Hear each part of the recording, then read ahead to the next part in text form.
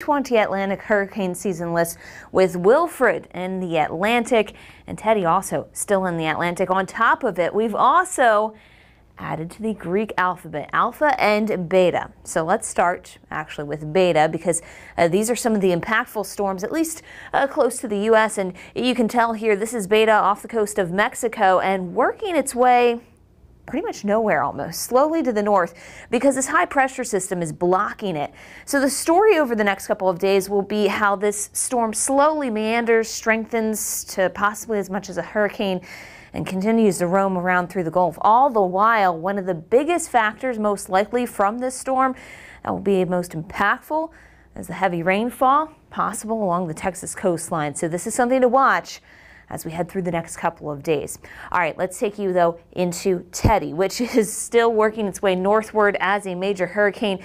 It will weaken to a Category 2 storm around Bermuda, probably missing landfall in Bermuda to the east, but still having a lot of impacts there. And look where it's headed, into parts of Canada. Not very likely to see this, but nonetheless, we do have some impacts here across parts of Nova Scotia, Newfoundland, and even into Quebec with wind gusts of more than 60 miles per hour. There will also be a lot of very rough seas along the east coast. So again, still an active time in the tropics. Welcome to October. It seems it's here, at least through parts of the Great Lakes and even into New England, where a freeze or at least a frost in many locations will occur. So bundle up as you're headed out for the weekend. Yes, Saturday, Sunday, it's all about this cool air kind of diving into the north. This high pressure system is going to be with us over the next few days, which means those temperatures are going to feel a lot more like October than anything else. So we'll be talking some pretty chilly numbers, even for afternoon highs.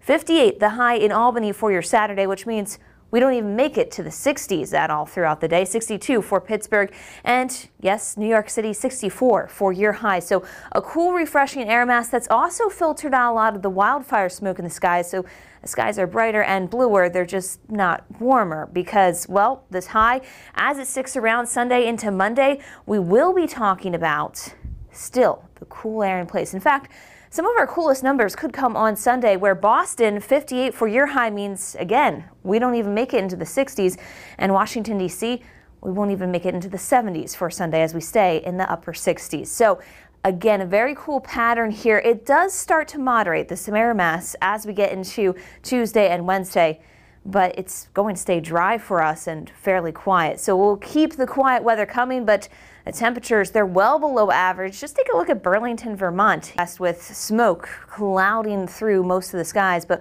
we are starting to see signs of better air quality. Notice much more in the way of greens and yellows along the I-5 corridor. However, some of that smoke has shifted to the north and into the interior, so Washington State still struggling a lot. Keep in mind, we've got a lot of large fires out there, most of them in California into Washington and Oregon, but there are still several here through the interior west. We're hoping not to add any as a new air mass tries to come in, because already we've seen a lot of acres burned, especially in California. 3.4 million acres burned just in 2020 alone, which means this year is one of the most impactful, at least in modern California history, as far as acres are burned. It's actually at the top of the list.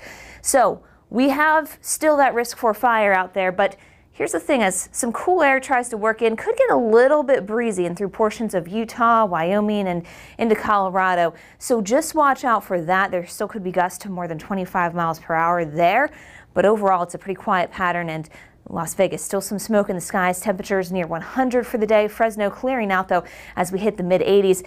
To the north, this is where the rain works in, and it's beneficial rain to say that. We will see some showers out there. The question is, could any lightning, like around Boise, spark more fires? That will be a concern, but the rain welcomed.